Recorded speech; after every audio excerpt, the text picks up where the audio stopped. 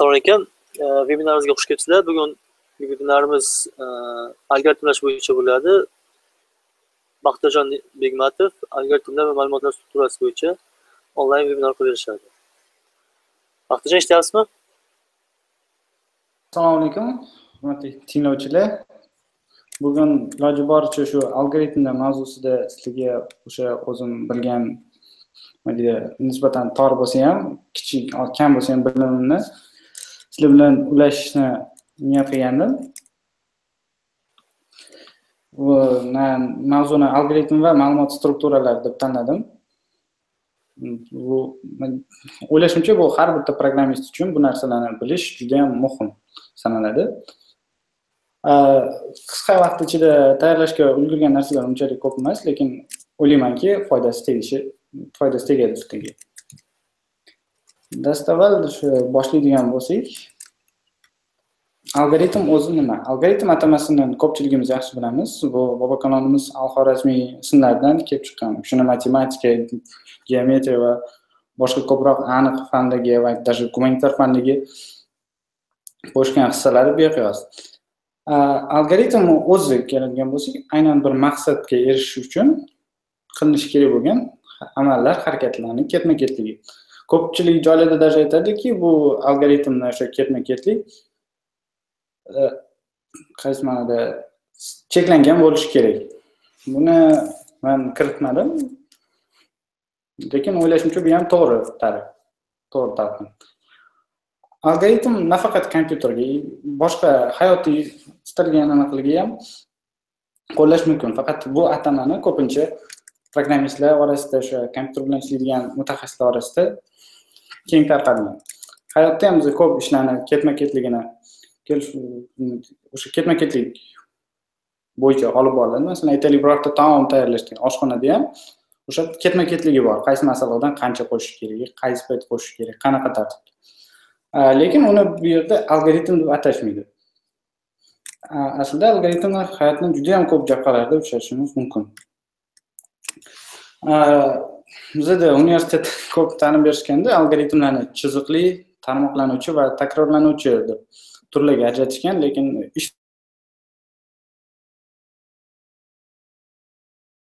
davomida shu narsani ko'rdimki, u deyarli bunaqa alohida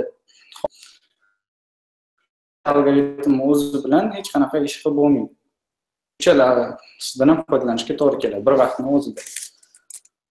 Algoritmlarning murakkabligini baholashda annotatsiya degan narsa bor, katta O harfi bilan belgilanadi. U har bir algoritmni murakkabligini baholaydi. Annotatsiyani ishlash tartibi qanday? Aytaylik, sizda siz yaratgan algoritm kiruvchi parametrlar sonidan qat'iy nazar cheklangan aniq konstanta sondagi amallarni bajarsa, ya'ni aytaylik, sizga qanaqadir formula berilgan, kiruvchi parametrlardan qat'iy nazar shu formulani hisoblaysiz va natijani ekranga chiqarasiz. Bunda siz yaratgan algoritmingiz qiyinchilik darajasi O1 deb belgilanadi. Bu narsa shuni anglatadiki, siz bajarayotgan kiruv parametrlar qanday bo'lishidan qat'iy nazar kompyuter tomonidan bajariladigan amallar soni o'zgarmaydi. Bu yerda aynan bitta amal bajarilishi kerak degan shart yo'q. Bu yerda 10 ta yoki 100 ta ham bo'lishi mumkin. Lekin shu 100 taligicha saqlanadi. Sizda aytaylik 1000 ta element yoki 10 ta element kiritilgan taqdirda ham siz o'sha 100 ta amalni bajarasiz.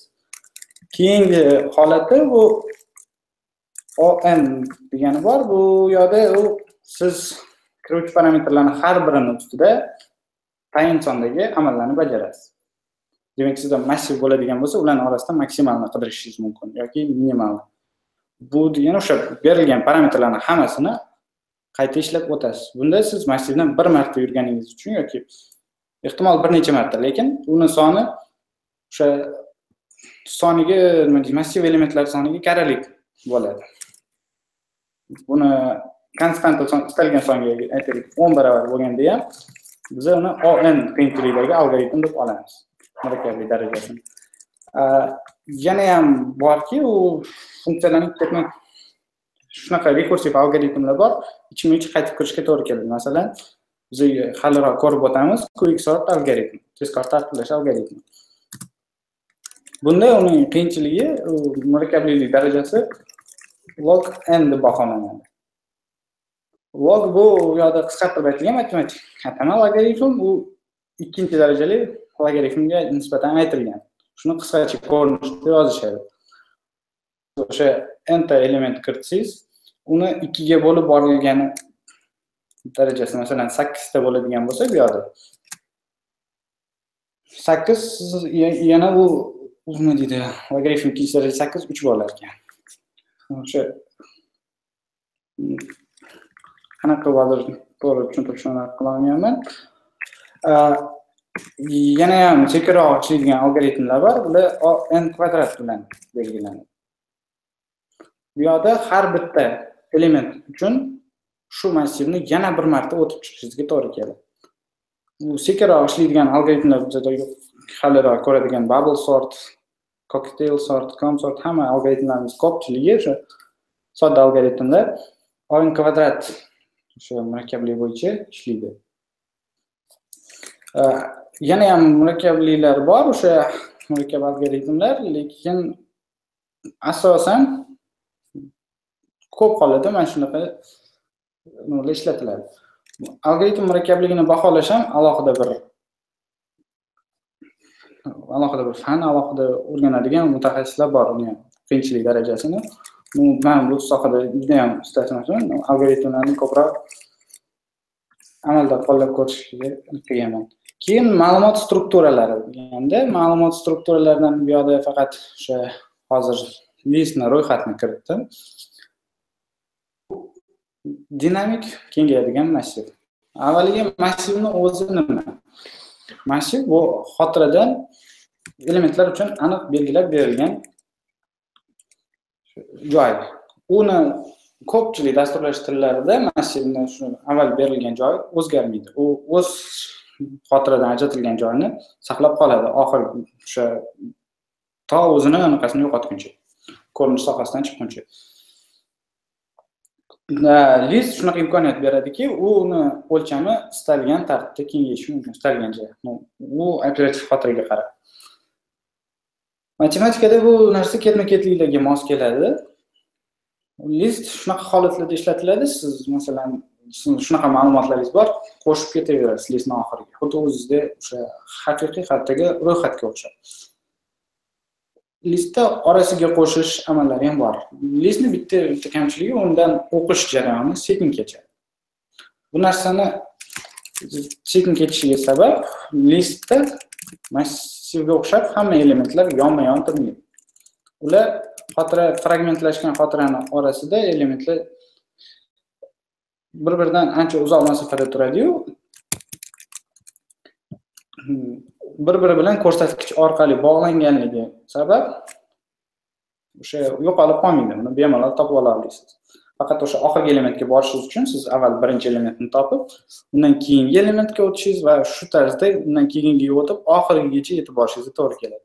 Shuni hisobiga listdan o'qish tezligi ON deb baholanadi. Listga yozish bu birdaniga bittanaqada bajariladigan bo'lgani uchun o'sha listga yozish amallari soni chekli konstanta bo'lgani uchun O1 deb baholanadi.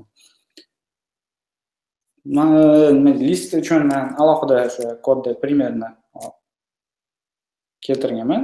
Amalda ko'pchilik maxsus o'sha listni tayyor konteynerlari bor, o'sha tayyor algoritmlardan tayyor o'sha ma'lumot tiplaridan foydalansa bo'ladi. Lekin uni ichida aynan nima borligini, taxminan nimaga yaqin narsa borligini ko'rsatib berish uchun listni realizatsiyasini o'zim yozganim. Bu yerda shuni hozir tushuntirib o'taman.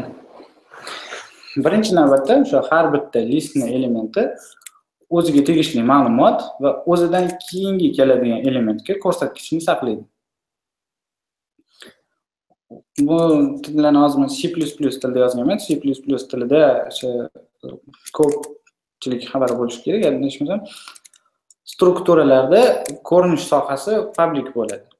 ko'rinish modifikatori by default. Men uni ham keltirmaganman, lekin bu yerda keltirib o'tgan hech narsa o'zgarmaydi.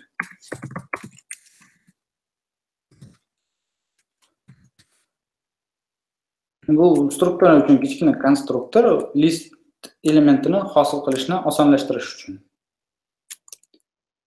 Keyin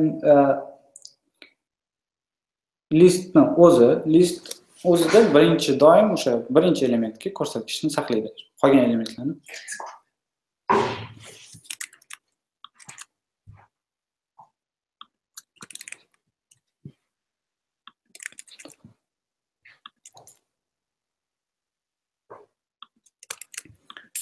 list elementlarini birinchi elementga ko'rsatkichni saqlaydi, ko'rsatkichni boshqa elementlarni topib olish uchun. Va listni o'lchami. Biz o'sha birinchi elementga faqat ko'rsatkichni saqlaganimiz uchun oxirgi elementgacha bo'lgan masofa qanchaligini bilmaymiz. Ba'zida esa listni o'lchamini olishga to'g'ri kelib qoladi. Unga murojaatni o'sha listda qancha element borligini bilishga to'g'ri keladi. Qaysidir elementni so'rashdan oldin. Shuning uchun uni ham alohida nazoratga olingan holatda o'sha listni o'lchamini olib boramiz. Keyin maxsus private modifikatorli funksiya bu o'sha listni birorta element so'ralganda, so'ralgan element indeksini tekshirish uchun qilingan. Bu yerda C++da exceptionlar boshqa tilga nisbatan boshqacharoq bo'lgani uchun o'sha tushunarliroq tarzga keltirib oldim. Uni alohida exceptions degan faylda yozib qo'yganman. Klasslar ko'rinishi ozgina qo'rqinchliroq, lekin xuddi Java'dagidek ishlaydi u. Agar bu yerda tekshirganmiz, agar so'ralgan indeks manfiy bo'ladigan bo'lsa, biz o'sha argument noto'g'ri deb exception tashlaymiz, chunki manfiy indeks bo'lishi mumkin emas. List elementlarning soniga teng yoki katta bo'lsa ham bizda o'sha listimizdan chiqib ketadi bu so'ralgan soha. Bu to'g'risida ham o'sha exception tashlaymiz. Keyin listimiz konstruktori, bu yerda o'sha birinchi elementimiz yo'q deb e'lon qilamiz va listimizda elementlar soni 0 ga teng deb e'lon qilib qo'yamiz. Keyin har bitta listda maxsus o'sha 4 ta metod bo'lishi kerak. Listdagi elementni olish uchun listga element qo'shish, listdan elementni o'chirib tashlash va listdagi nechta element borligini qaytarish. Dastlab o'sha listdagi elementni olish metodi. Masalan, bizda birorta bir indeksda turgan element so'ralsa, biz uni avvalgi indeksini tekshirib ko'ramiz.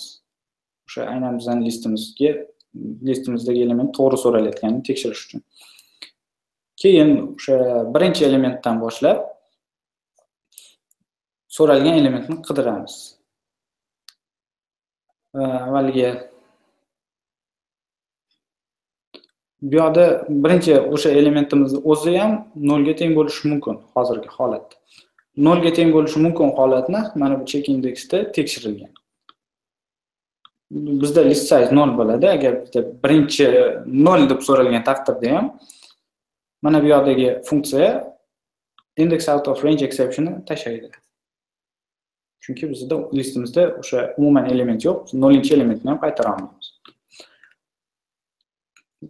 Keyinchalik element qo'shilgandan keyin mana bu narsa o'sha o'z qiymatiga ega bo'ladi va hech qanaqa muammo keltirib chiqarmaydi dasturni ishlash davomida. Keyin o'sha aytganimdek, avval listni boshidagi elementdan turib to kerakli elementgacha o'sha elementdan o'zidan keyingi turgan obyektga ko'rsatilgan ko'rsatkichi orqali o'tib boraveramiz. O'sha har bir element o'zidan keyingi elementga o'tib boraveradi toki o'sha so'ralgan elementga yetib borgunimizcha. So'ralgan elementga yetib borganimizdan keyin undagi ma'lumot, ya'ni bu yerda hozir int tipi turibdi, o'sha int tipidagi ma'lumotni foydalanuvchiga qaytaramiz. Bu ma'lumotni olish metodi endi ma'lumot qo'shish metodi listga. Bu yerda men ikkita qo'shish metodini e'lon qilganman. Birinchisi o'sha faqat ma'lumotni qo'shish, bu narsa o'sha listni oxiriga qo'shadi. Ikkinchisi, siz qaysi indeksga qo'shish kerakligini ko'rsata olasiz. Agar mana shuni oxiriga qo'shadigan bo'lsak, o'sha listimizni avval tekshiramiz. Bizda birinchi dastlabki o'sha elementni o'zi bormi? Agar dastlabki element bo'lmaydigan bo'lsa, uni yasab qo'yamiz. O'zini shakllantirib, undan keyingi kelgan elementni yo'q deb qo'yamiz. Chunki o'sha biz hozir bu yerda lokalniy sohada o'zgaruvchini yasaganimiz uchun mana bu yerda tasodifiy qiymat bo'lishi mumkin. Dasturni to'g'ri ishlashini ta'minlash uchun mana bu nol qiymatni qo'shishimiz kerak bo'ladi. Keyin o'sha listimizni oxirgi elementini qidiramiz. Birinchi elementdan boshlab toki oxirgi elementimizni aytganimdek o'sha keyingi elementdan keyingisi bo'lmaydi. O'sha nol holatda turgan bo'ladi. Bizdan keyin yangi elementni yasaymiz va oxirgi elementimizga mana shu element undan keyin turishini ko'rsatib qo'yamiz. Ya'ni mana bu yerda. Mana shu qator shu vazifani bajaradi. Yangi yaratgan elementimizda ham undan keyingi element yo'qligini ko'rsatib qo'yishimiz shart. Va yangi elementni listga qo'shib bo'lganimizdan keyin listdagi elementlarimiz sonini bittaga ko'paytirib qo'yamiz. Keyingi o'sha aytganimdek, bu ko'rsatilgan indeksga ma'lumot qo'shish funksiyasi. Bunda ham avval indeksni tekshiramiz. Bizda o'sha ko'rsatilgan indeks bormi? Agar umuman ma'lumotimiz bo'lmagan taqdirda 0 indeksga ma'lumot qo'shmaydi. Bu funksiya siz listni oxiriga qo'shishingizga to'g'ri keladi. Agar indeks 0-ga ko'rsatsak, listni boshiga kiritish so'ralgan bo'lsa, biz avvaliga tekshiramiz. Bizda boshlang'ich elementimiz bormi? Agar boshlang'ich elementimiz bor bo'lsa, biz yangi element yasab, yangi elementimizdan keyingi element sifatida o'sha boshlang'ichni ko'rsatib qo'yamiz. Bunaqa elementimiz bo'lmaydigan bo'lsa, shunchaki yangi boshlang'ich elementni hosil qilamiz. Agar biz listni boshiga emas, undan keyingi ma'lumot kiritilishi so'ralgan bo'lsa, o'sha ma'lumot kiritilishi so'ralgandan bitta oldingi elementni izlab topamiz listdan. Avvalgi o'sha dastlabki elementimizdan boshlaymiz. So'ralgan indeksdan bitta kamgacha yuramiz. Shuning uchun men bu yerdagi i'ni qiymatini 1 deb boshlayman, 0 dan emas. Undan oldingi elementga boradi. Undan oldingi elementda yangi elementni qo'shamiz va uni undan keyin keladigan element hozir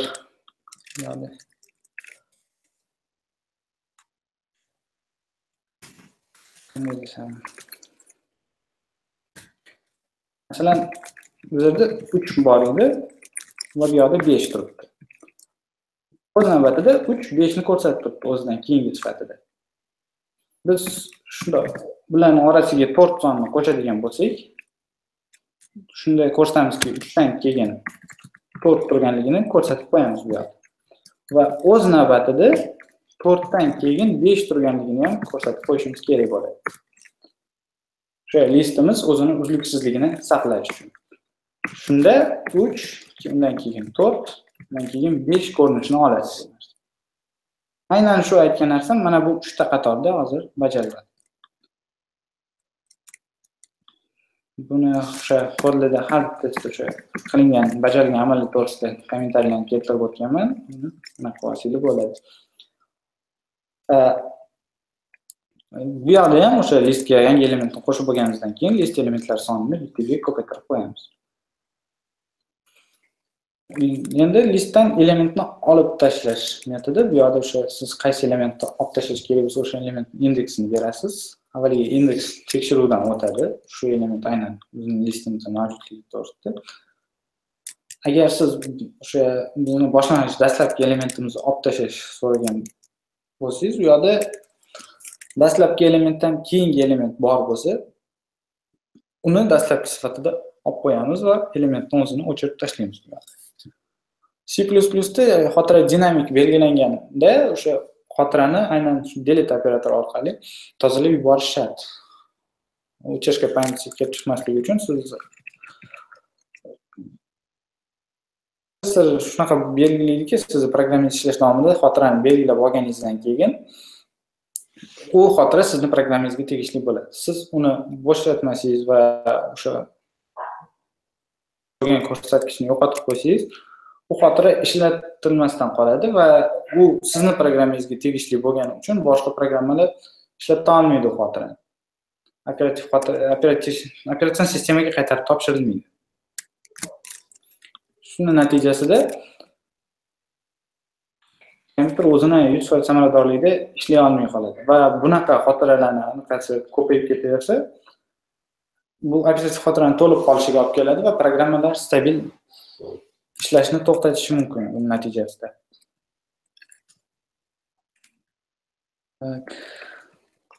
Agar o'sha listning birinchi elementini emas, undan keyingi elementlari o'chiriladigan bo'lsa, biz o'chirilishi kerak bo'lgan elementdan bitta oldingini topib olib, undan keyingi elementga ulab qo'yamiz. Va o'sha o'rtadagi elementni o'zini o'chirib yuboramiz. Bu yerda qanaqa ketadi? Avval aytganimdek 3 4 ga 4 5 ga ko'rsatib turgan bo'lsa, biz 3 ni anaqasini olib, yoki 5 ga ko'rsatib qo'yamiz va 4 ni o'chirib tashlaymiz.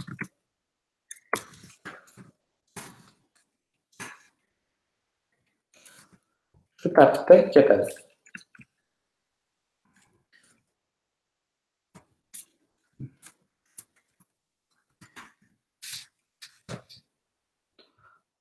Listdan elementni olib tashlaganda, o'sha listdagi elementlar sonini kamayganini belgilab qo'yamiz. Listda qo'shimcha qulaylik uchun aynan barcha elementlarni o'chirib yuboradigan metodim bor. Bu metod o'sha list elementlar sonini 0 ga tenglashtirib, dastlabki elementdan boshlab har bir list boshidan turib bitta elementlarni o'chirishni boshlaydi. Listning dastlabki elementini oladi, undan keyingi elementni birinchi deb tanlaydi va o'sha elementni o'zini o'chirib tashlaydi. Bu listning o'lchamini qaytaradigan metod va list o'lchamiga qarab uni bo'sh yoki bo'sh emasligini qaytaradigan metod. Va yana bir yordamchi funksiya bu o'sha listning ichida nimalar borligini namoyish qiladigan funksiya. Bu yerda listning ishini tekshirish uchun bir qancha operatsiyalar bor. Buni qanaqa ishlashini hozir ko'rsatib beraman.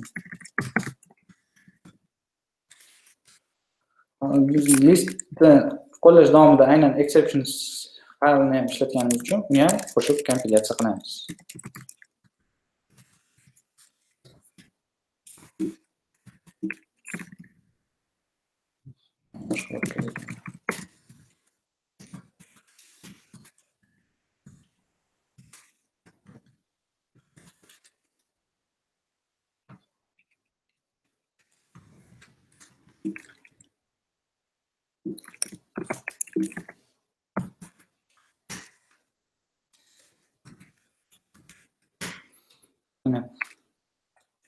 Dastlab biz bu yerda qilingan amallar. Avvaliga yangi listni e'lon qilib olamiz va uning ichidagi elementlarni chiqaramiz. Bunda o'sha bizda birinchi listning kontentlari chiqarish boshlanadi va list bo'shligi to'g'risida ma'lumot bor. Biz chunki listni yangigina yasadik. Ketma-ket unga elementlarni qo'shamiz. 1, 2, 3 va 5 ni.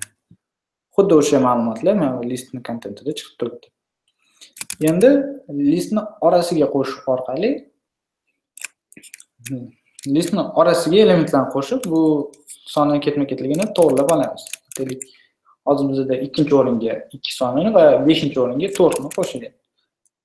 Buning natijasida sonlarimiz aynan biz xohlagandek ko'rinishni oldi.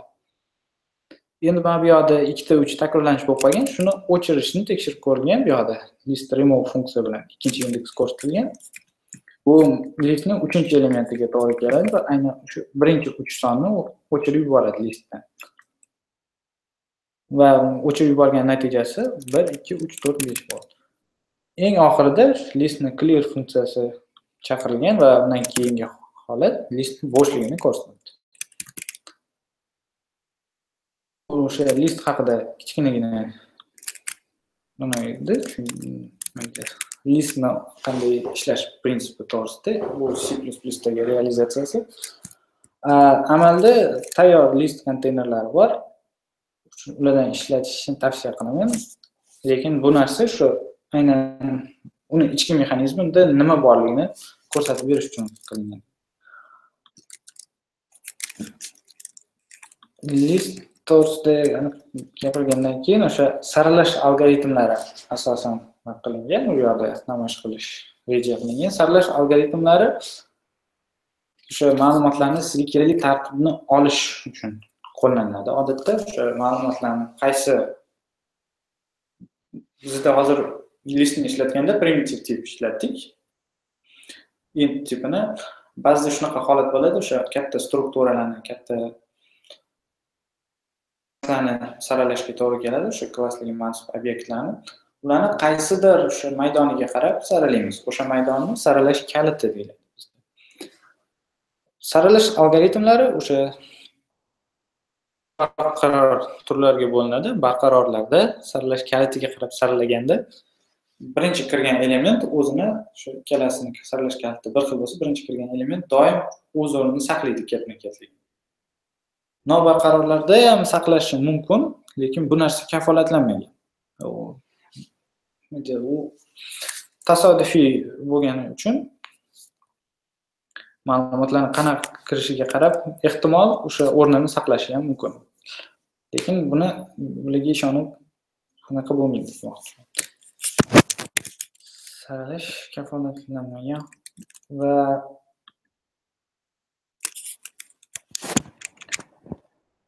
saralash algoritmlarini bu yerda men 6 ta saralash algoritmini keltirib o'tmoqchiman.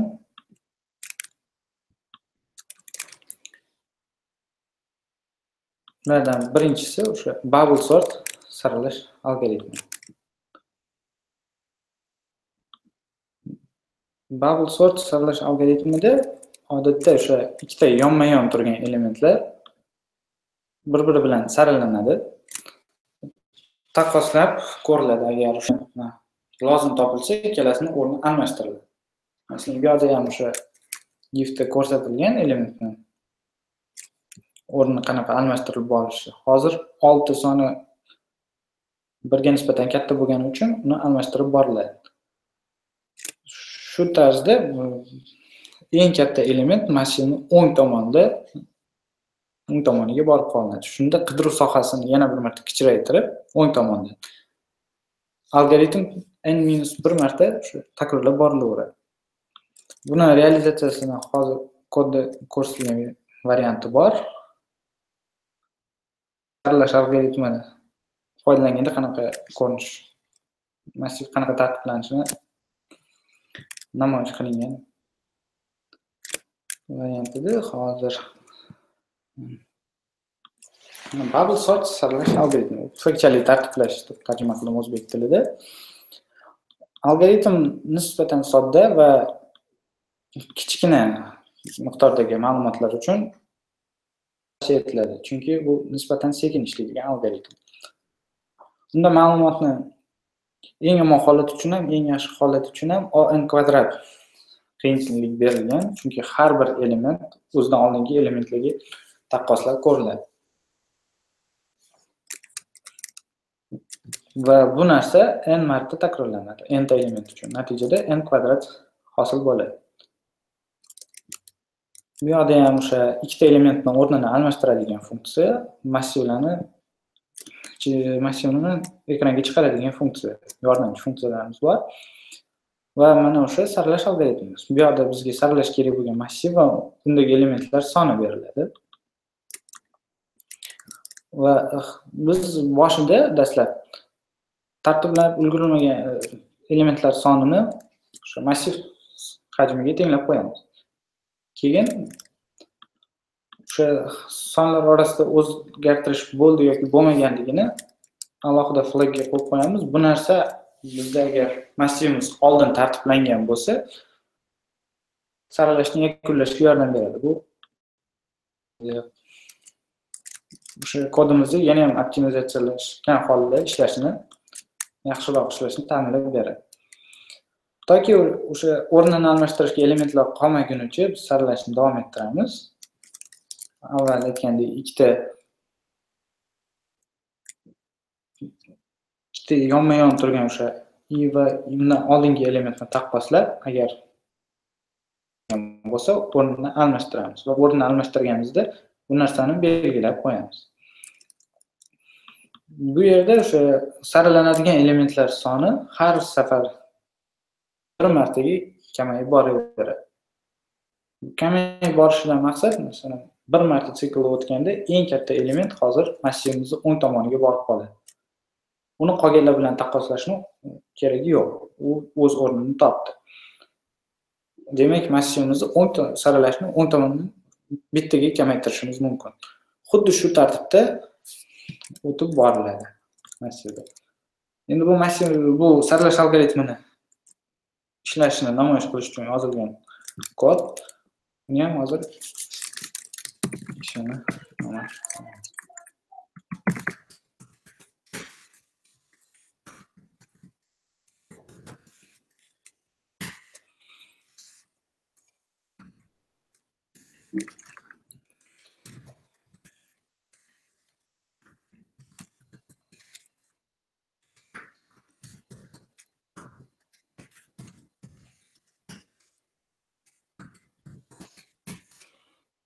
avvaliga bizga kiritilgan elementlar soni 1, 3, 9, 7, 6 va o'sha betartib ko'rinishda bo'lsa, o'sha saralangandan keyin ular kerakli tartibni o'ziga olishdi.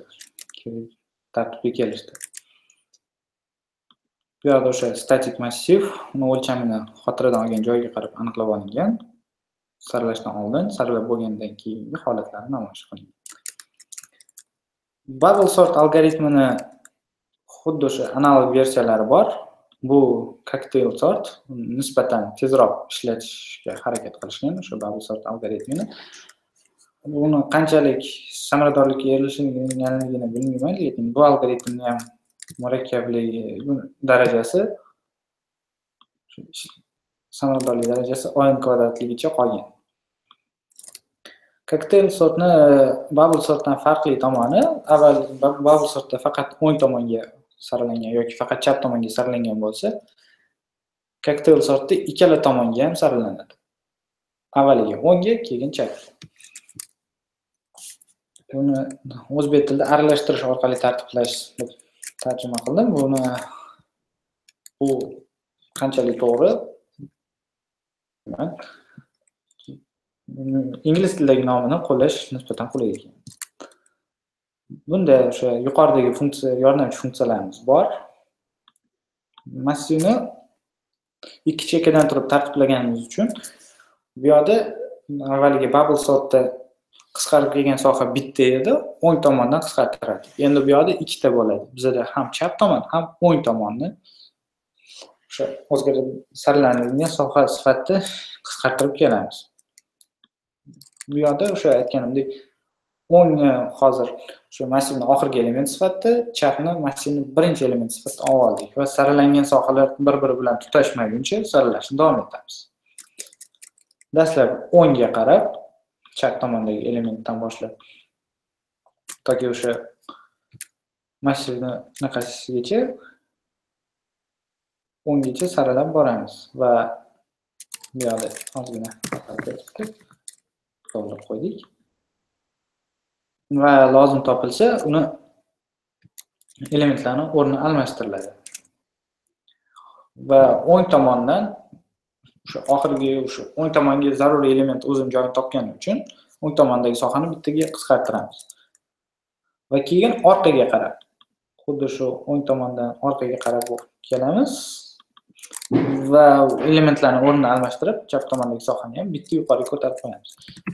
Hozir biz kiritgan o'zgartirishdan keyin ham saralash algoritmining to'g'ri ishlayotganligini qayta kompilyatsiya qilib tekshirib ko'ramiz. Aytgandek, shu saralash algoritmi kompilyatsiyadan keyin ham o'zini ishini to'g'ri ishlatganini ko'rsatadi. Mana bu yerda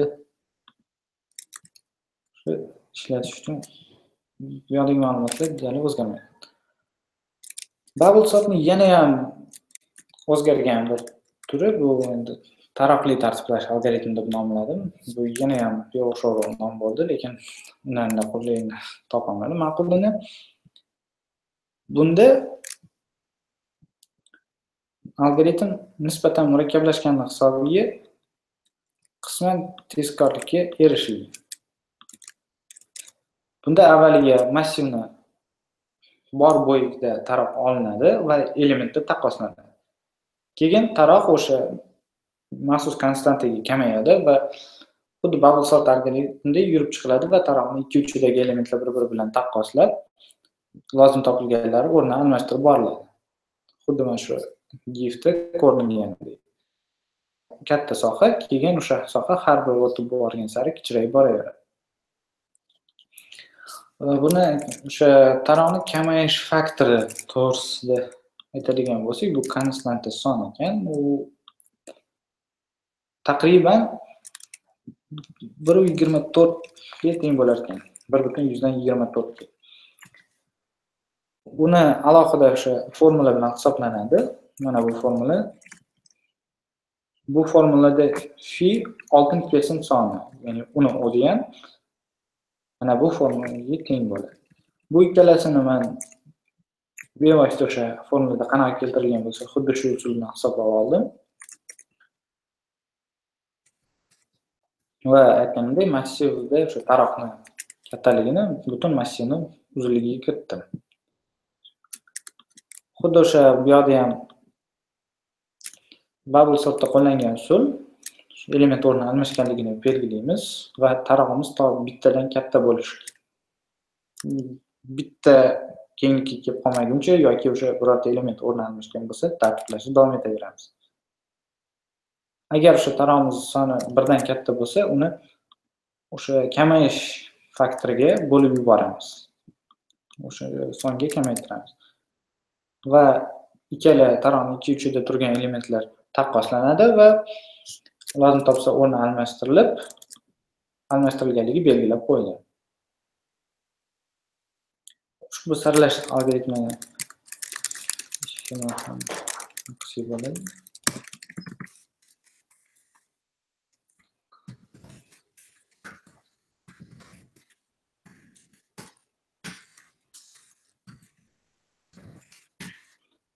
Yo'q ham o'sha kiruvchi ma'lumotlar xuddi yuqoridagidek chiqaruvchi ma'lumotlar o'sha tartiblangan.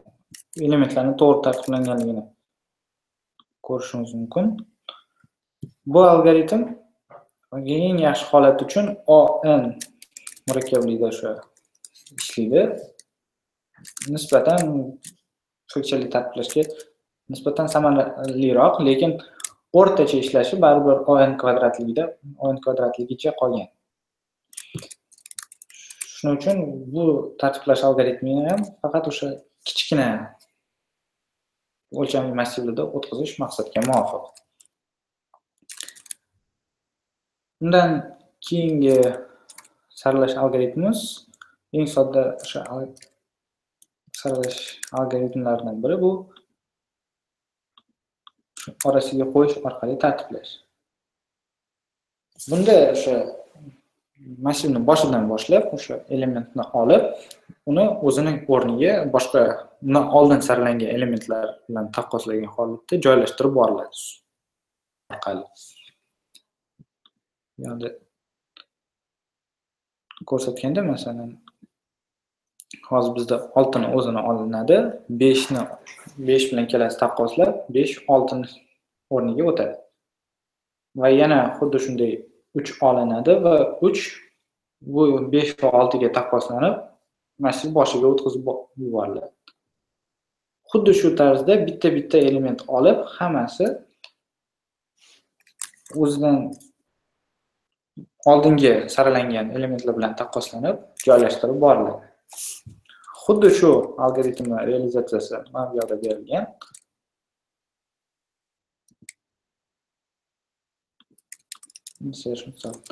Bu algoritmni ham o'sha samaradorligi ON kvadratligicha qoladi. Eng yaxshi va eng yomon holat uchun ham xuddi shunday. Demak, bu o'sha massivni ekranga chiqaradigan yordamchi funksiya. Dastavval birinchi elementdan boshlab massivni saralashni boshlaymiz. Nimaga birinchi elementdan? Chunki 0-elementni tekshirishni hojati yo'q. 0-elementdan oldin saralangan qismimiz bo'lmaydi bizda. Bitta elementni o'zini olamiz. Bizda o'sha saralangan qism bo'lmaganligi uchun ikkinchidan boshladik. 5 ni o'zidan. Bu yerda ko'rsatilgan holatda. Ikkinchi elementni olib, undan oldingi elementlarga taqqoslab chiqamiz. Agar undan oldingi element biz hozir olib turgan o'sha elementdan katta bo'lib qolsa, uni joriy elementni o'rniga suramiz. Ya'ni o'ng tomonga. Xuddi shu keyin undan oldingi elementga o'tamiz. Bu yerda o'sha G indeksimizni bittaga kamayayotganini ko'rishingiz mumkin. Va hamma elementlar surilib bo'lgandan keyin undan kichkina elementlar qolmasa, o'sha qo'limizdagi elementni o'sha o'ringa joylashtiramiz. Bu narsa qanday kechadi? 4 ni ushlab turilibdi va 8, 7 lar hammasi surilib, bu yerda o'sha bo'sh qolgan o'rin 5 dan keyingi o'ringa 4 ni o'zi o'zlashtiriladi. Bu yerda xuddi shu tartibda boradi. Men ham ishini namoyish qilish mumkin, natija kutilgan deb qoladi.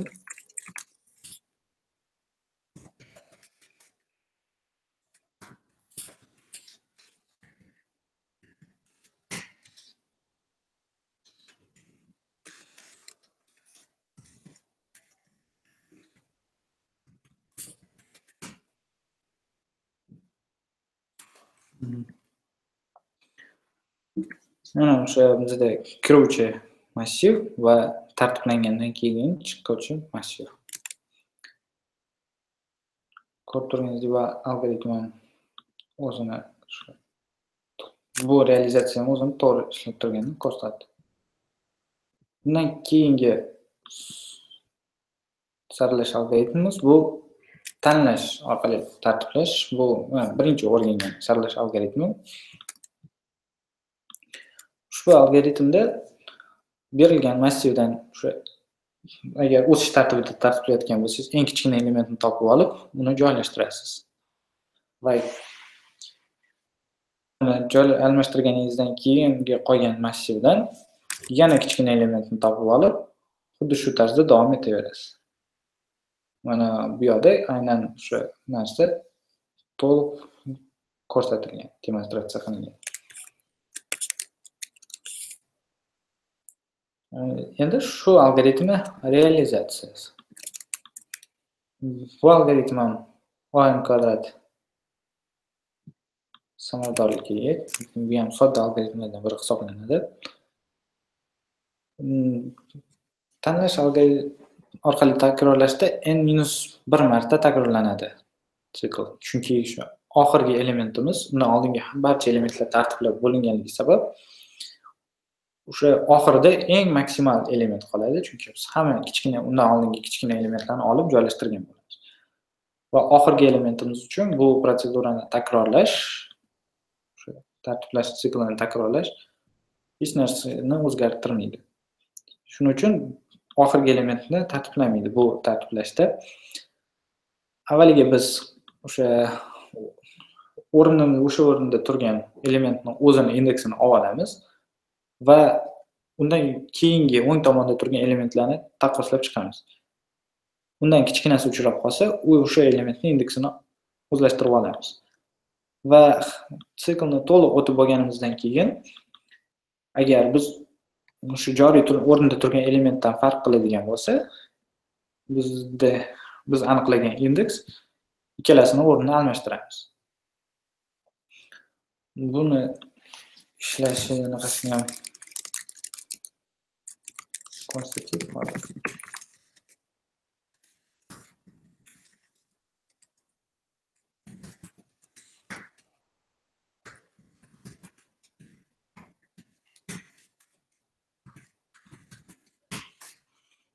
Bu yerda ham xuddi o'shanday kiruvchi ma'lumotlardan keyin tartiblangan massivni ko'rishimiz mumkin. Va eng o'sha qiziq va samarador algoritmlardan bittasi bu quicksort algoritmi. Bu algoritm birmuncha murakkab sanaladi. Chunki bu rekursiv algoritm hisoblanadi. Rekursiya o'zi nima? Rekursiya bu o'sha ichida o'sha funksiyani o'zini qayta chaqirilishi. Bu yerda o'sha namoyish qilyapti. Bu yerda asosan quicksortda bitta asos element tanlab olinadi. Hozir ko'rib turgan GIF animatsiyamizda o'sha asos element sifatida ko'rsatilgan sohani eng o'ngida turgan element olinadi. Biz qilgan koddagi realizatsiyada ham xuddi shu narsa, eng oxirgi element, o'ngda turgan element asos sifatida olinadi. Asos sifatida olingan elementdan kichkina elementlar hammasi chap tomonga, kattalari o'ng tomonga o'tkaziladi va o'tkazib bo'lingandan keyin ikkita sohaga ajralib qoladi o'sha undan kichkina va undan katta elementlar. Xuddi shu quicksort algoritmi o'sha kichkina soha uchun alohida, katta soha uchun alohida yana bir marta chaqirib yuboriladi, rekursiv chaqirib bo'ladi. Bu algoritm nisbatan samarador algoritm hisoblanadi. Eng yomon holat uchun n kvadrat samaradorligi bilan, yaxshi holat uchun n ko'paygan log n bo'yicha ishlaydi. O'rtacha holatda ham n ko'paygan log n ko'rsatkich aytilib o'tilgan bu algoritm to'g'risida. Bu yerda ham o'sha massivimizda qanaqa elementlar borligini ekranga chiqaradigan protseduramiz bor. Quicksort algoritmida biz o'sha aynan massivni sohalarga bo'lib ishlaganimiz uchun bizga boshlang'ich va oxirgi sohani ko'rsatadigan ikkita parametr kerak bo'ladi. Oldingiga nisbatan farqli tomoni. Bu yerda quicksort funksiyasini chaqirganimizda massivni oxirgi elementi va o'sha boshlang'ich elementlari indekslari kiritilgan. Keyin o'z navbatida tekshiruv bo'ladi. Agar elementlarimiz soni bitta yoki umuman yo'q bo'lsa, saralaydigan narsani o'zi qolmaydi. Ularni o'zini qaytarib yuboramiz. Bu funksiyani ishini birdaniga yakunlab qo'ya qolamiz. Va asos elementni olish. Agar o'sha bizga berilgan soha demak ikkitadan katta, asos element sifatida massivning oxiridagi elementni olamiz. Asos elementni to'g'ri tanlash bu juda ham muhim narsa. Agar deyarli saralangan o'sha tartibda saralangan elementni xuddi shu oxirgi elementni asos sifatida oladigan bo'lsak, bu quicksort algoritmi uchun eng yomon holatda ishlashga olib keladi. Sababi nimaligini hozir ko'rsatib o'taman. Aytaylik, bizda saralab bo'lingan massiv bor. 6 ta element bo'ladi. Biz quicksort algoritmini chaqirganimizda u oxirgi elementni asos sifatida oladi va o'zidan kichkina barcha elementlarni chap tomonga surib qo'yadi. Bizda keyin ikkita soha hosil bo'ladi. Birinchi soha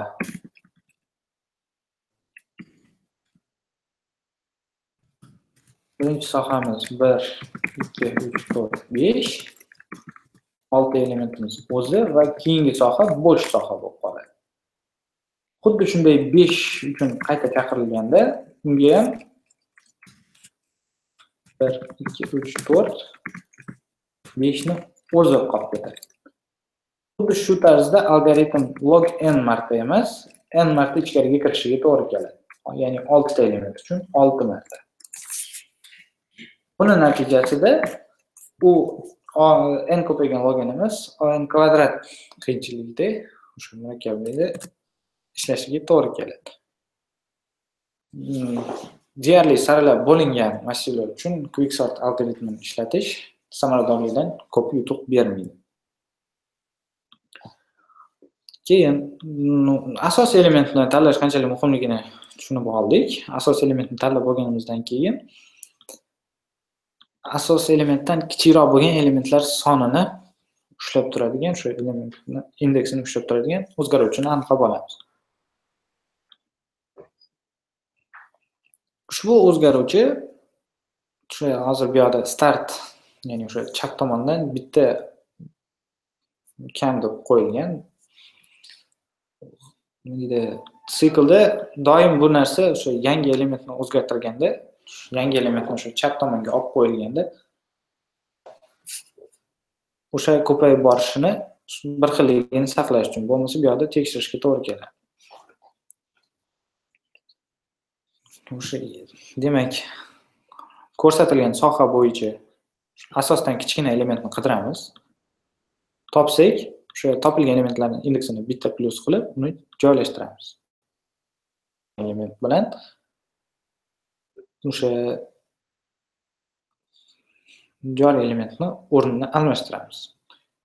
Bu narsa bir necha marta davom etadi, to o'sha undan kichkina elementlarning hammasi chap tomondan o'sha saralanib kelmaguncha. Chap tomonda to'liq saralanib bo'lgandan keyin asos elementimizni o'zini undan kichkina elementlar tugagan joyida davomidan almashtirib qo'yamiz. Eng oxirgi element bilan. Va aytganimdek, asosning chap tomonini bir marta tartiblash uchun chaqirib yuboramiz va o'ng tomonini tartiblash uchun chaqirib yuboramiz. Bu funksiyani ishini namoyish qilishdan oldingi saralash algoritmlaridan farqli ravishda qanaqa parametrlar bilan funksiya chaqirilayotganligini bu yerda ko'rsatib o'tamiz. Demak, chiqaramiz.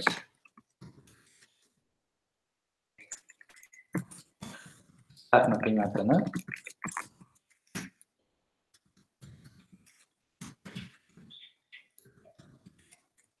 va endni qiymatini.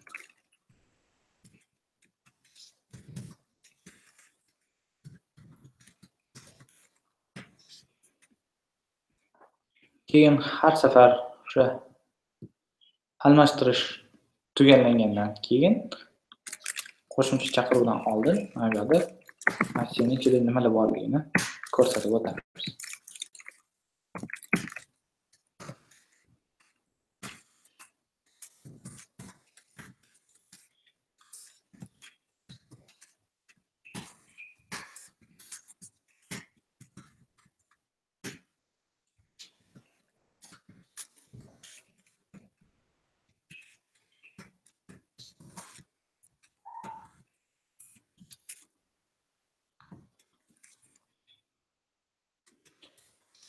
Demak, quick sort algoritmi.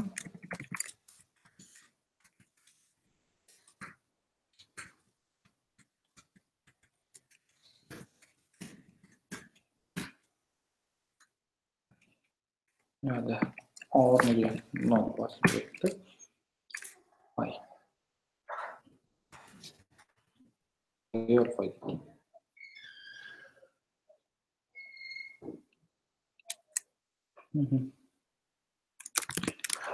Demak, bu aynan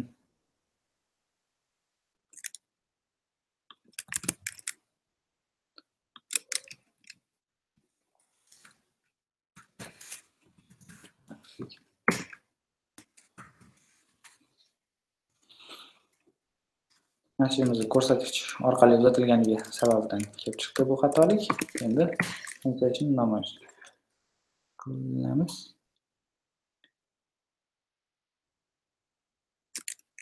Yo'q. Bu yerda massiv o'lchamini noto'g'ri hisobladi.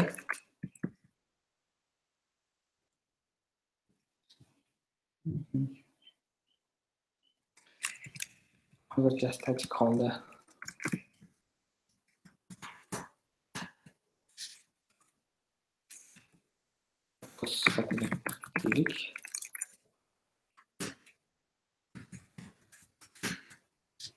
mana dastavval saralashdan oldin bizda mana bu ko'rinishda mashinamiz bor va 0 va 8 indekslar orasida saralash chaqirildi.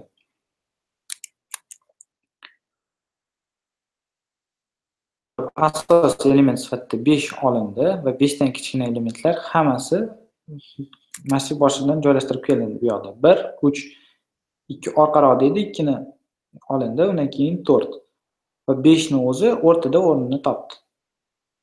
Keyingi chaqiruv 0 va 3 orasida chaqirish amalga oshirildi, rekursiv chaqirish. Chunki bu yoqda mana bu 1 ni indeksi 0, 4 ni indeksi esa 3 edi. Xuddi shu narsa bizda mana bu yoqda chaqirilgan. 0 va 3 orasida saralash bo'ldi. Bu yoqda asosiy element 4 va hamma elementlar undan kichkina. Undan keyin 4 ni orasidan 0 va 2 oraliq chaqirildi. 0 va 2 oralig'i saralab bo'lindi to'liq. 0 0, 2 va 2 oraliqlar hammasi saralab bo'lingandan so'ng massivimiz quyidagi ko'rinishda oldi.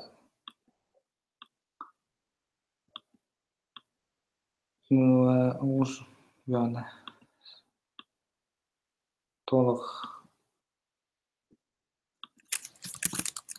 bu yerda hozir oraliqlar 5 va 5, 7 va 8 oralig'i kiritilgan. U oraliqlar mana bu yoqni o'zida tekshiruvimizdan o'tmasdan, birdaniga funksiya hech qanaqa amal bajarmasdan qaytib ketishgan. U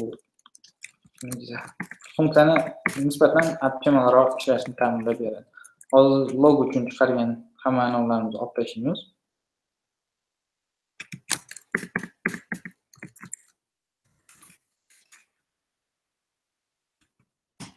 Qayta kompilyatsiya qilamiz. Saralashdan oldin shunaqa ko'rinishda, saralagandan keyin o'sha sonlar o'zini kerakli tartibni topgan. Bu shu tezkor tartiblash algoritmida bu yerda o'sha bajarilgan ishlar to'g'risida batafsil kommentariyalarda keltirib o'tganman. Bu birinchi vebinarim bo'lgani sabab unchalik muvaffaqiyatli chiqmadi, ammo keyingi vebinarlarda yaxshiroq harakat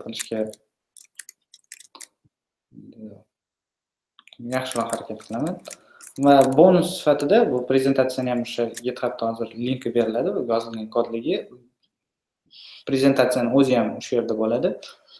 O'sha bonus sifatida algoritmlarni tartiblagandan keyin o'sha tartiblanish jarayonini juda ham qiziq bo'ladi. Mana bu o'sha video rolik bor, kichkina, har bitta o'sha algoritmda tartiblanish qay tarzda borilishini ko'rsatib beradi. Xuddi va bu slaydimiz oxirgi slayd. Hammaga e'tiboringlar uchun va ajratgan vaqtinglar uchun rahmat.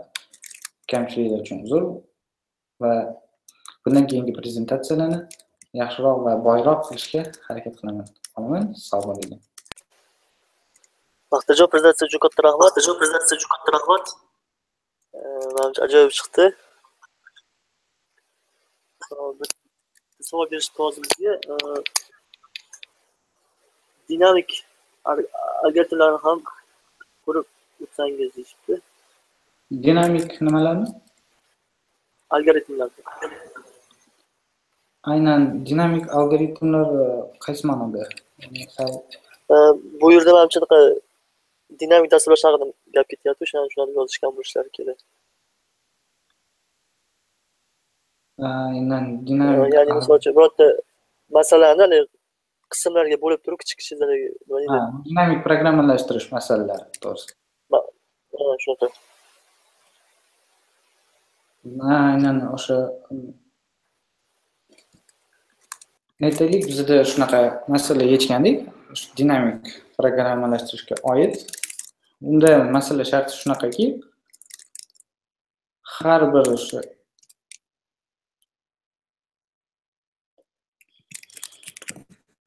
quyidagi ko'rinishda katak berilgan. Bu kvadrat ko'rinish shaklida edi. U yoqda aniq tartibsiz ravishda sonlar berilgan. Va masala shundan iboratki,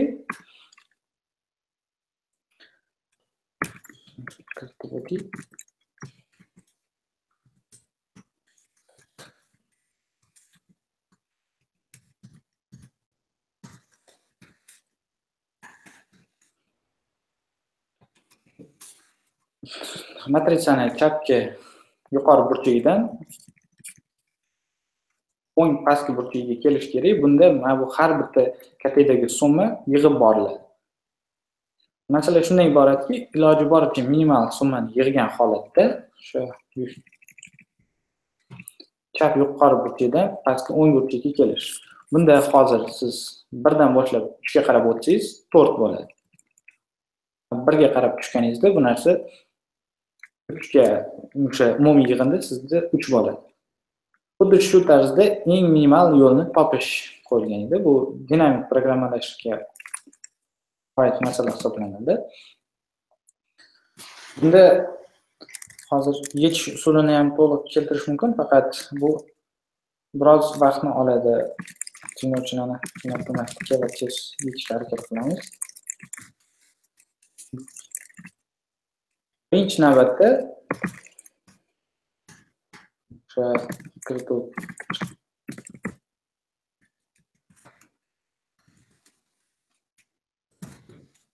ishlab chiqarish kutubxonasini unga qo'shib olamiz.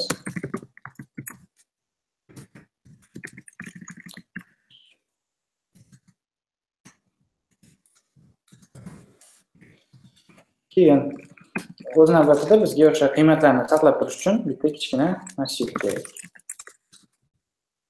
Uni xarita ko'rinishida oldik. Bizga o'sha berilgan katta emas unchalik. Shuning uchun yetarlicha kattalik deb o'ylayman. Insonimiz bizda 5 deydi. Bu yerda qolagancha keltirib o'tish mumkin. Bu operativ xotiringizga hajmga bog'liq bo'lib qoladi.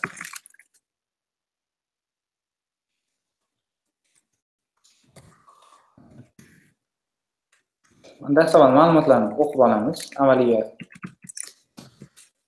maydon o'lchami kvadratida bizda n soni orqali kiritiladi. Uni o'qib oldik. Keyin o'sha maydonni har bittasini anaqasini, har bir qiymatini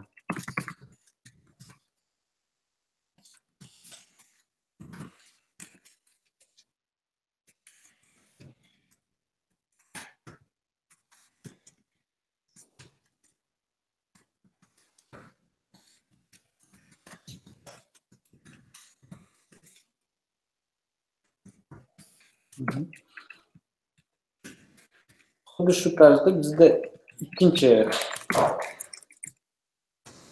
narsa ham kerak bo'ladi. Ikkinchida biz har bir katakdan narigi katakka minimal borish yo'lini hisoblab qo'yamiz.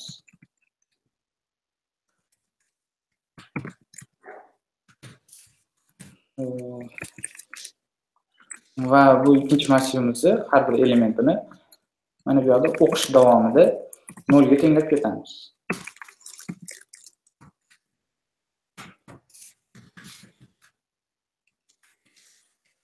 Endi o'sha har bir o'sha massiv element uchun minimal yo'lni hisoblab boramiz. Demak, birinchi navbatda to'liq ko'chirib o'tsak bo'lar ekan.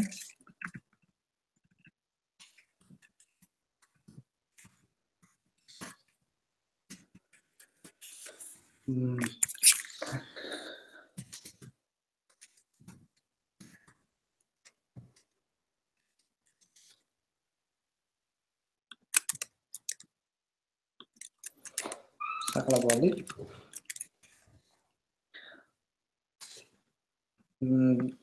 Bizda eng yuqori qatorga faqat chap tomondan o'tib kelish mumkin. Eng yuqori qatorni birinchi yasab olamiz.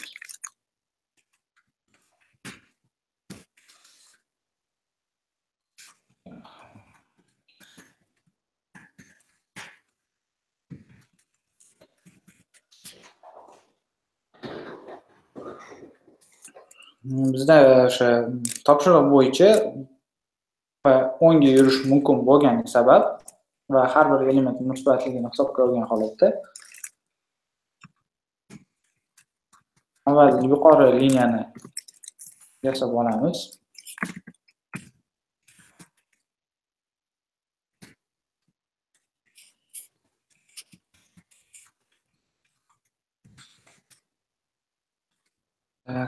Bizda birinchi elementimiz uchun qiymat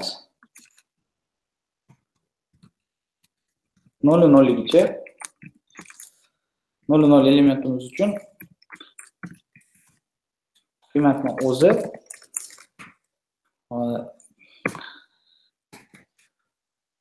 bizga o'sha yo'l sifatida berilgan matrisaning 0 elementiga teng bo'ladi. Bundan boshlab hisoblaymiz. 1 dan boshlab to n gacha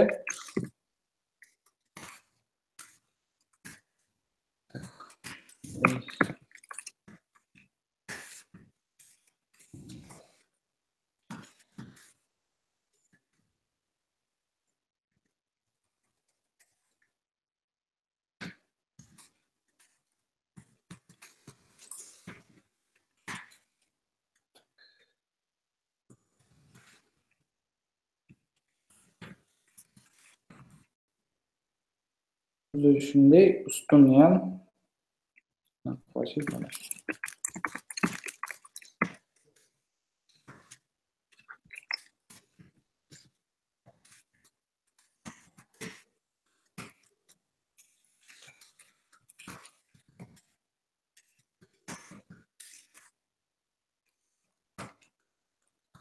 Demak, hozir biz nimaga qo'yib oldik? Bizda quyidagicha turli ma'lumot berilgan bo'lsin.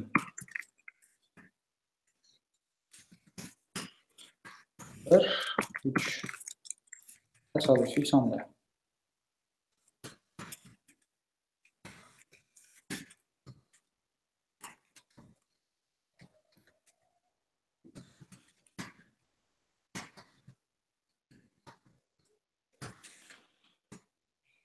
Biz o'sha yo'l uchun quradigan massivimizni qurib oldik. Demak, bundan chiqadigan natija hozir biz birinchi elementni qo'ydik.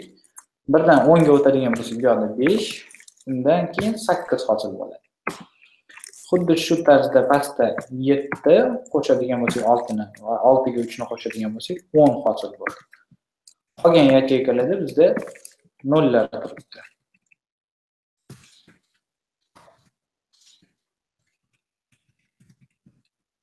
Aynan shunaqaligini tekshirib ko'ramiz.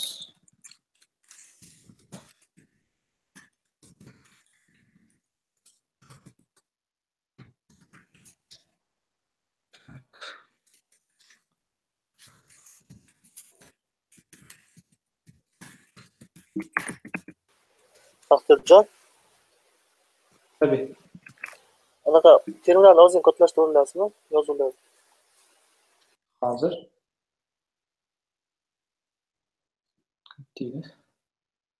Command plus.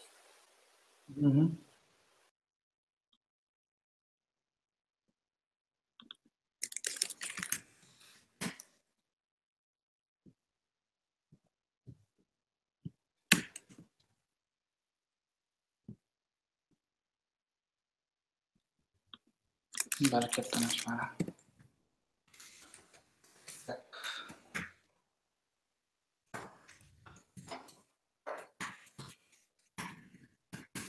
Programmamizni kompilatsiya qildik va oxirida kommentariyani yopmaganligimiz to'g'risida xatoligini oldik. To'g'ri qo'yamiz. Chaqirdik, xuddi o'sha ma'lumotlarni kiritamiz. 143. Tak. 143.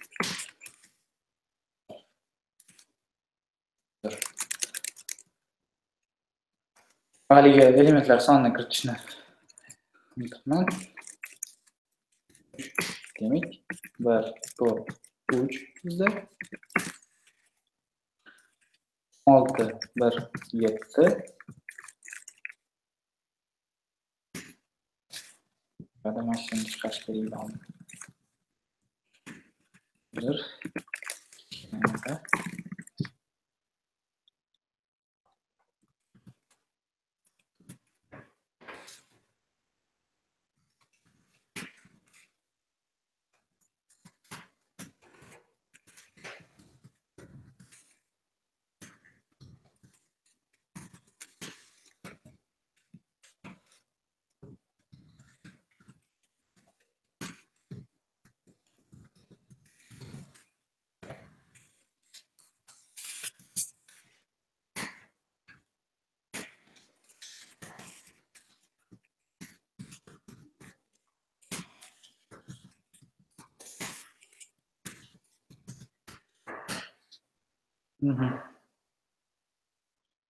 Demak, bizda hisoblashda ozgina xatolik ketibdi.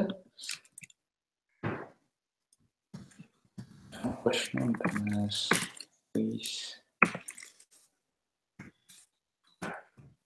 O'zini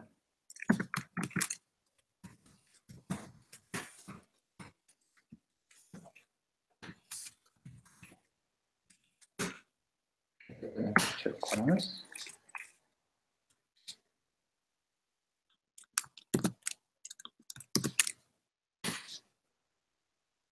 Baribir.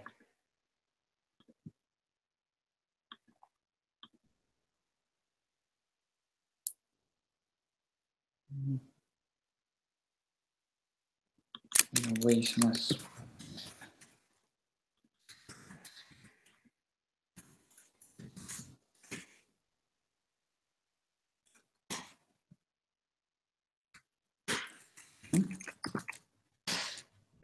o'sha aytgandek 1, 5, 8, 1, 7, 10 va mana bu yerda nollar turibdi hozir bizda. Endi u nollarni ham hisoblab chiqamiz. Ularni hisoblash tartibi qanaqa bo'ladi? Har bir o'sha 0 uchun ikki tomondan kelish mumkin. Yo tepadan 5 sonidan yoki 7 dan. Bu yerda yoki o'sha undan oldingi sondan yoki yuqoridan kelish mumkin. Shuning uchun har bitta sonda chap tomon va yuqorini tekshiramiz.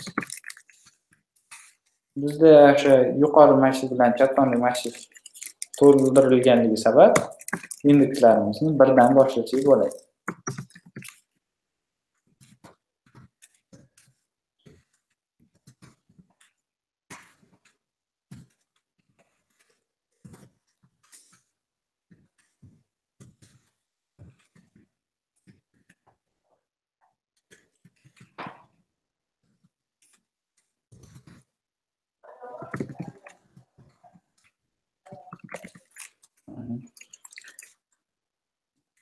Demak, tekshiramiz.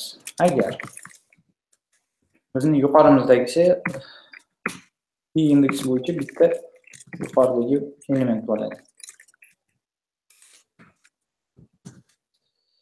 Yuqoridagi elementimiz kichkina bo'lib qolsa, chapdagi elementimiz uchun G tomondan bitta ayiramiz. Demak, bu yerda agar yuqoridagi elementimiz chap tomondagidan kichkina bo'ladigan bo'lsa, biz yuqoridan kelishni ma'qul ko'ramiz. Bu narsani yozib qo'yamiz. Joriy elementga kelish mumkin yuqoridan degan ma'noda.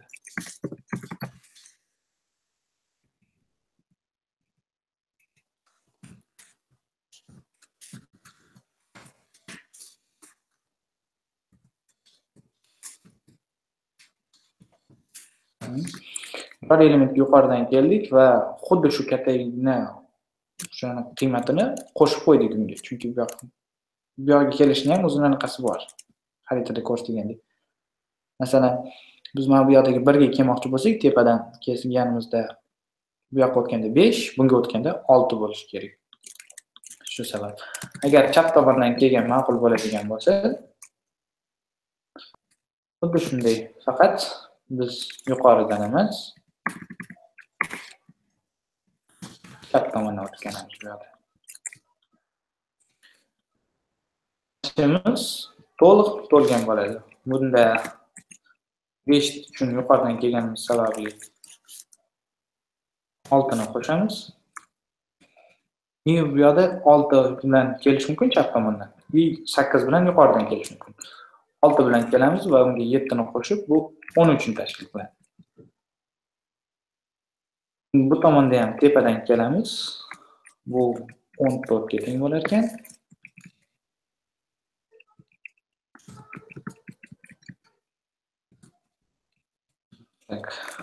Bu yoqda 14 yoki 13 orqali kelamiz va 18 ga teng bo'ladi. Demak. Xuddi shu narsa programmada chiqishini tekshiramiz.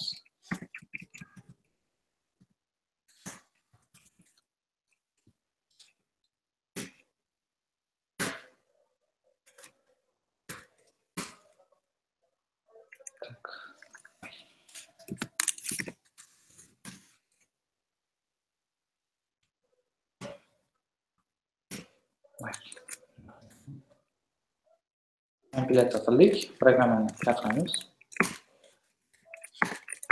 Qator 1 4 3 6 1 7 3 8 5. Mana aytgandek 1 5 8 7 6 13 10 14 18. Demak, bizga ma'lum bo'ldiki, birinchi kategoriyadan boshlab o'sha oxirgi kategoriyaga 18 anaqa bilan borish mumkin ekan. Bu minimal qiymat hisoblanadi. Chunki boshqa istalgan yo'lni tekshirib ko'rganimizda bundan ko'proq summa chiqadi. Masalan, to'liq burchak orqali kelganimizda 10 18 23 ga o'tib ketadi. Yoki bu yoqdan tepadan yuqoridan kelsak 8 15 20 bo'lar ekan. Yoki 19 bo'lar. Demak, yo'q, to'g'ri 20. 18 soni minimal kelish yo'li. Dinamik programmalashtirishdan maqsad bu o'sha xotiraga oldin hisoblab qo'yilgan narsani xotirada saqlash yo'li bilan hisoblashlarni kamaytirish orqali tezlik, vaqtdan yutish imkoniyatini beradi. Odatda dinamik programmalashtirishda yechiladigan o'sha dinamik programmalashtirish qo'llangan algoritmlar ko'proq xotira talab qiladi. Chunki ular o'sha oldingi hisoblashlarni qayerdadir saqlab turishlari lozim. Biz o'sha hisoblashlarni saqlab turish uchun alohida xuddi shu o'lchamdagi massivni oldik. Va biz uni podzadachaga bo'ldik, o'sha kichkina zadachaga. Masalan, 5-songa kelishni eng qisqa yo'li 7 ga kelishning eng qisqa yo'liga teng bo'ladi. Yoki o'sha 7 ga yoki uni chap tomoniga yoki uni yuqorisiga. Xuddi shu tarzda eng birinchi element, eng yuqoridagi elementga bordik. Eng yuqoridagi elementga kelish mumkin bo'lgan yo'l faqat chap tomonda. Eng chap tomondagi elementga kelish yo'li esa faqat yuqoridan bo'ladi. Birinchi elementimizning qiymati bizga ma'lum. Xuddi shu tarzda biz o'sha massivni to'liq to'ldirishni kamaytirib borib, eng birinchi elementgacha kelishimiz mumkin.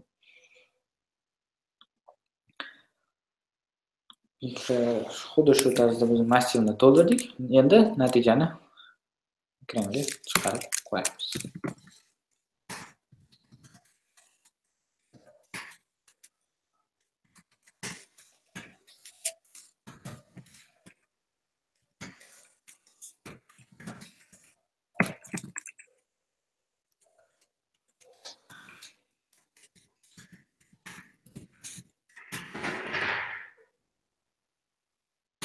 Kompilyatsiya qilamiz. Programmani chaqiramiz. Boyaga anaqalarni kiritamiz.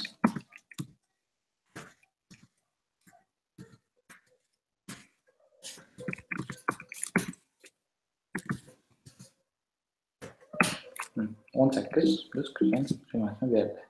Bu yoqda hozir. Qilib, demak, dinamik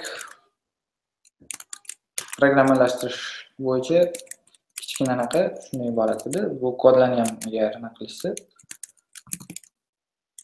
GitHubda anaqaga qo'yishimiz mumkin.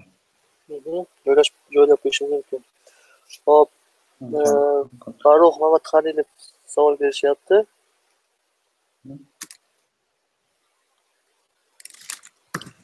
Binary tree algoritmini ham ko'rsatib bera olasizmi? Binary derivani. Binary derivadan. Aynan binary deriva bu ma'lumot strukturasi, u algoritm emas, ma'lumot strukturasi qanaqadir topshiriqni yechish uchun foydalaniladi. Dinamik tree, bintriylar. U o'sha qo'yilgan topshiriqqa qarab ma'lumot struktura tanlanadi. Aynan qanday qo'llashni ma'qul topmoqchilar, aynan kerak uchiga binary tree bilan shunga qarab qo'llab ko'rishga harakat qiladi. Aniqroq. U haqida yozishmoqchi lekin. Siz ko'rsatib bera olasizmi deb yozishibdi. listga o'xshash bo'ladi. Demak, qo'llanish mumkin bo'lgan narsa u bo'lmasa ham nisbatan tartiblash algoritmida emas, heap sortda qo'llanadi. Binary tree'da har bitta obyektni ikkita anaqasi bo'ladi. Ikkita qo'li deylik.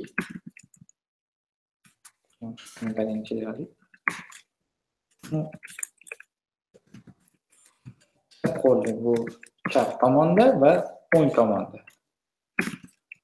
Odatda o'sha chap tomonda undan kichkina elementlar, mana bu yerda 7 bo'ladigan bo'lsa, oldi va o'ng tomonda undan katta elementlarni saqlashadi. Bu ikkita qo'lni, o'sha ikkita shoxni xohlagandek nima qilish mumkin. Men bitta realniy masalani ko'rsatishim mumkin.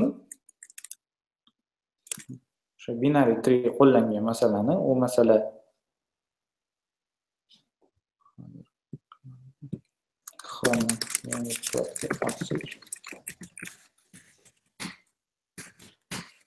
masalamda parlament degan masala bor. Hozir o'shani topishga harakat qilib ko'raman.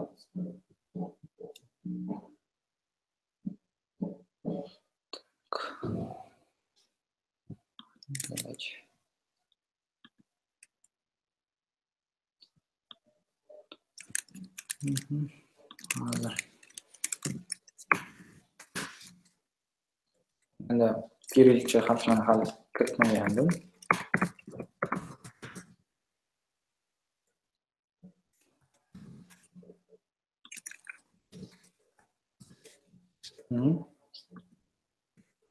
Parlament masalasini tartibi xuddi shunday.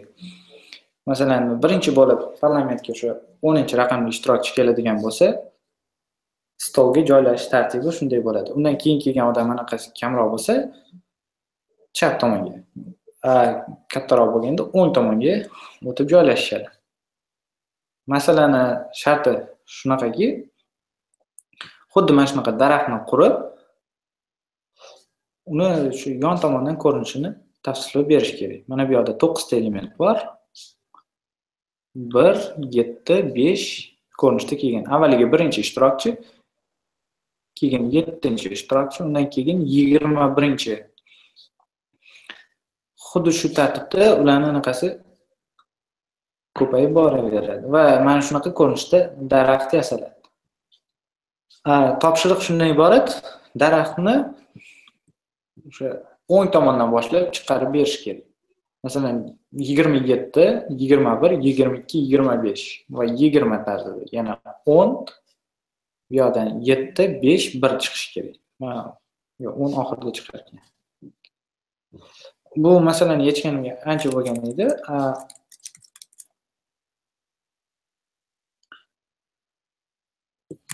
Qilamiz.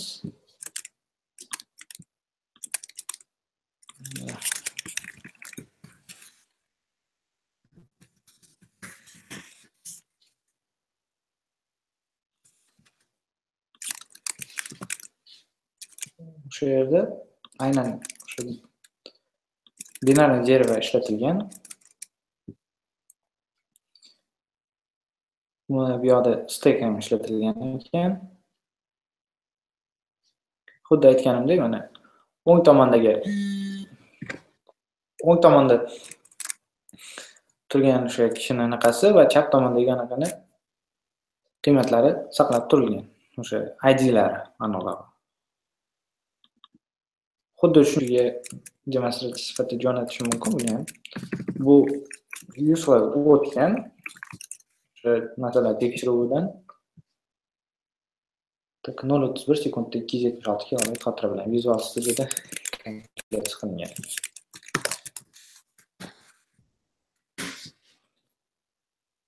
Bu nisbatan murakkabroq ko'rinishdan, chunki bu yerda stack va shunga o'xshash strukturlar ishlatilgan. Buni ham o'sha so'raydiganlar bo'lsa, o'sha aslimdagi masalaga link bilan GitHub'dagi aniqlikka chiqarib qo'yishimiz mumkin. Shunday katta rahmat. Manimcha boshqa savollar bo'lmasa kerak.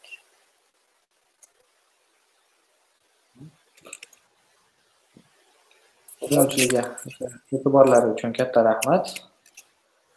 Baxtiyorjonga ham katta rahmat. Shunchalik dam olish kuni vaqt ajratib, tayyorlanib, buni 3 kundan beri birga nima qildik, tayyorlanib, shu ajoyib prezentatsiya tayyorlaganingiz katta rahmat. Ishlaringizga omad. Xudo xolasa keyingi vebinarlarda kutib qolamiz.